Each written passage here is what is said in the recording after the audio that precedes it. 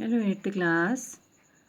Today we will read a lesson from Honeydew textbook from your English textbook. Lesson 7. Where's number? A visit to Cambridge. So let us start. Before you read, this is the story of a meeting between two extraordinary people, both of them disabled or differently abled, as we now say.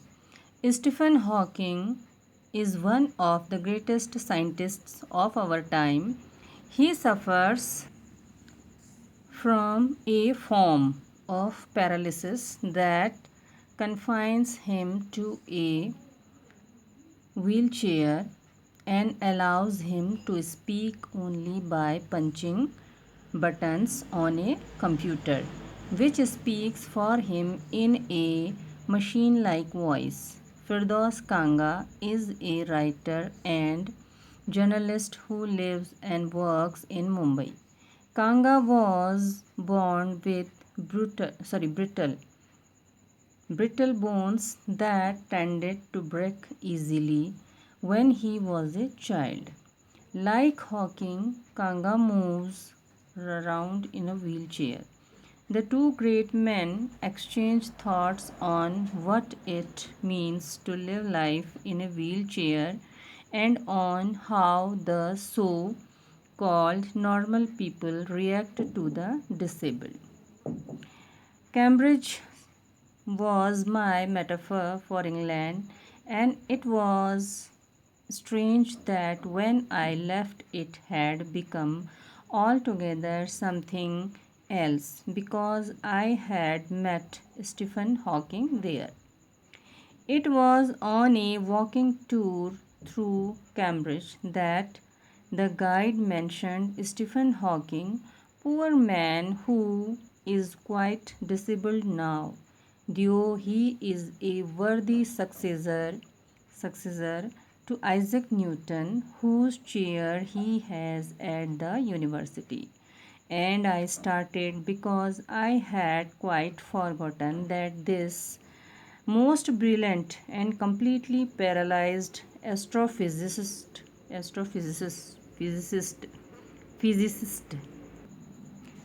the author of A Brief History of Time, one of the biggest bestseller ever, lived here. When the walking tour was done, I rushed to a phone booth and almost tearing the cord so it could reach me outside phoned Stephen Hawking's house. There was his assistant on the line, and I told him I had come in a wheelchair from India. Perhaps he thought I had propelled myself all the way to write about my travels in Britain. I had to see Professor Hawking. Even 10 minutes would do half an hour, he said, from 3:30 to 4.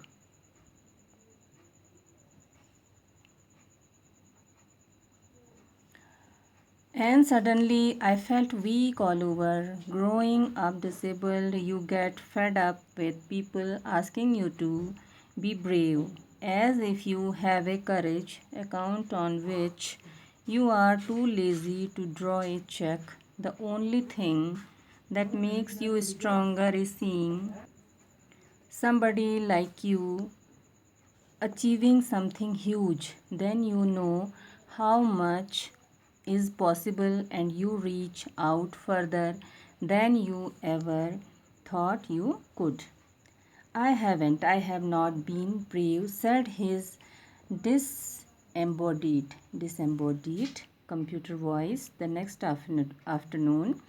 I have had no choice. Surely I wanted to say living creatively with the reality of his disintegrating body was a choice, but I kept quiet because I felt guilty every time I spoke to him, forcing him to respond.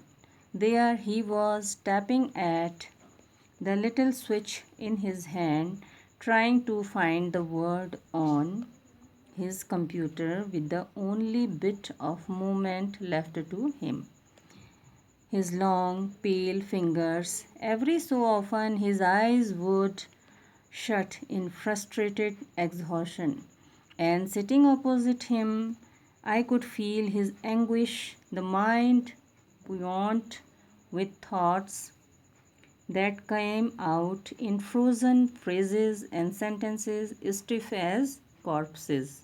A lot of people seem to think that disabled people are chronically unhappy. I said, I know that is not true myself. Are you often laughing inside?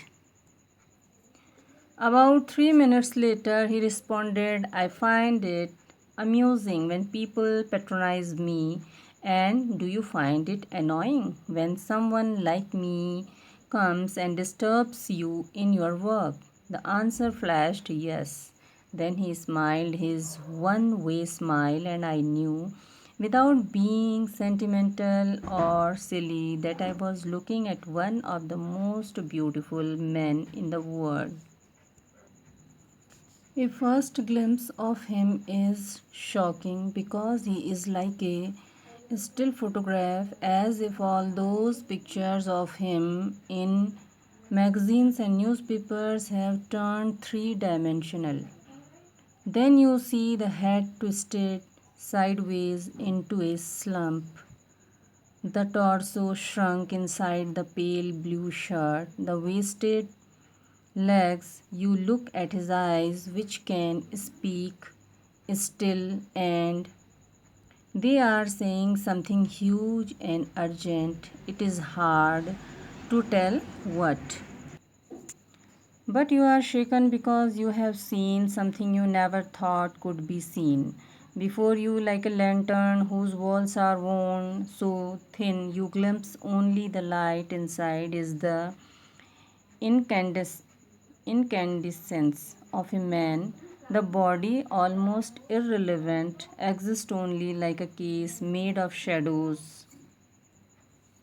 So that I, no believer in eternal souls, know that this is what each of us is, everything else an accessory. What do you think is the best thing about being disabled? I had asked him earlier. I don't think there is anything good about being disabled.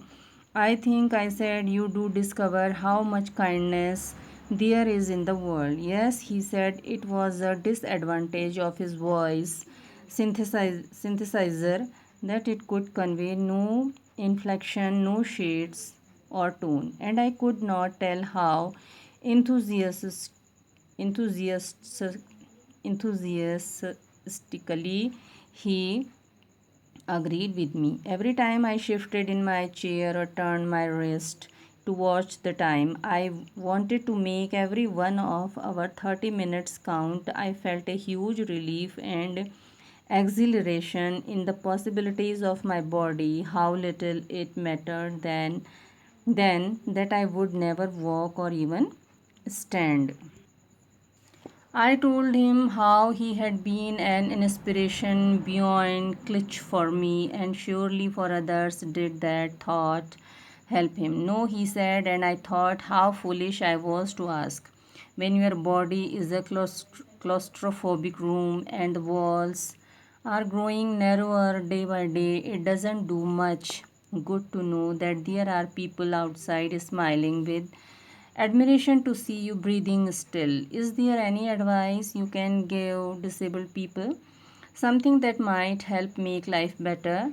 They should concentrate on what they are good at. I think things like the Disabled Olympics are a waste of time. I know what you mean. I remember the years I would spend trying to play a Spanish guitar considerably larger than I was, and how gleefully I had unstringed it one night. The half hour was up. I think I have annoyed you enough, I said, grinning. Thank you for. Stay, I waited. Have some tea. I can show you the garden. The garden was as big as a park, but Stephen Hawking covered every inch, rumbling along in his motorized wheelchair while I dozed to keep out of the way. We could not talk very much. The sun made him silent, the letters on his screen disappearing in the glare. An hour later, we were ready to leave. I didn't know what to do. I could not kiss him or cry.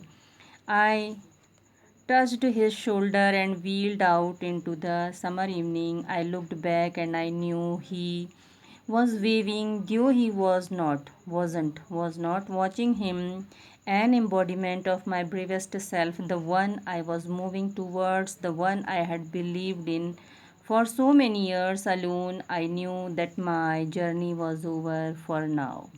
Firdaus Kanga from Heaven on Wheels. So, I hope you will enjoy it, you will read it and अपनी जो vocabulary है उसको आप increase करेंगे, बढ़ाएंगे, improve करेंगे. So thank you for watching. Please like, share and subscribe.